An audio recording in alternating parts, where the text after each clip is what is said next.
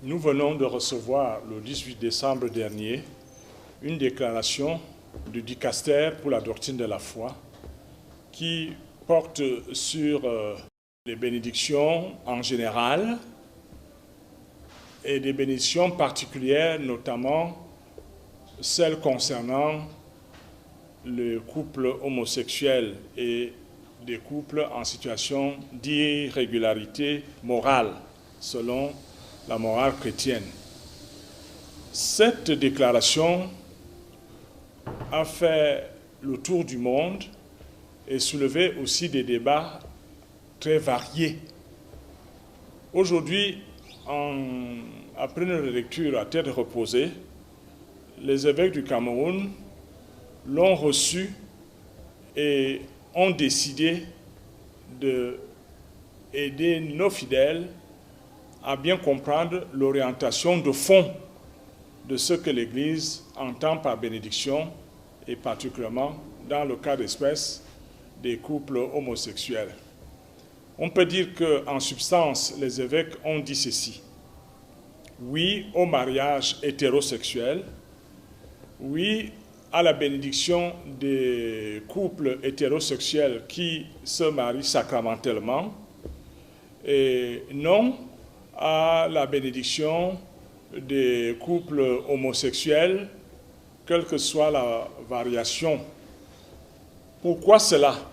Vous pourrez dire, est-ce qu'il n'y a pas rupture de communion entre l'Église locale et l'Église universelle qui vient de Rome? Je pense que nous faisons ici au Cameroun deux interprétations. La première, c'est que l'homosexualité est illégale au Cameroun, ce qui immédiatement rend tout illégal concernant ce secteur-là.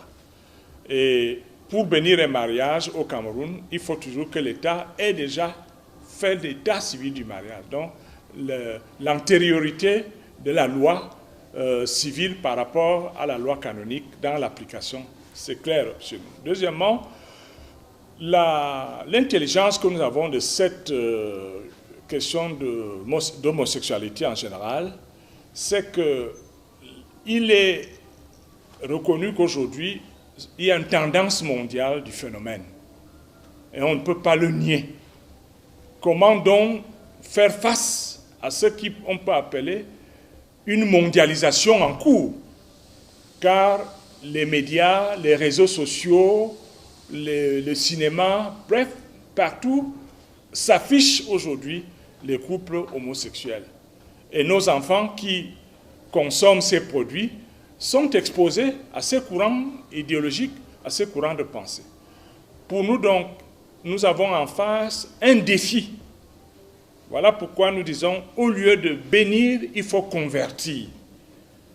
Au lieu de jeter en enfer, il faut éduquer pour que le phénomène ne soit pas simplement verbalement condamné, mais enrayé même dans les esprits des personnes que nous sommes. Nous avons donc besoin, en ce moment, de mettre en place un vrai processus pédagogique et éducatif qui protège notre civilisation et culture face à un phénomène mondial qui est conquérant, qui est même en pleine propension.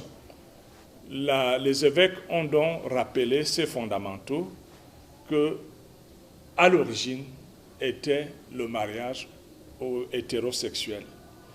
Je vous pose une petite question à nos auditeurs. Si le premier couple que Dieu a créé était homosexuel, est-ce que nous serons là? Non. Donc, l'infécondité de ces liens est objectif. On n'a même pas discuté. Les évêques du Cameroun ont choisi d'appeler à la conversion tous ceux et toutes celles qui, d'une manière ou d'une autre, se sont retrouvés dans cette orientation.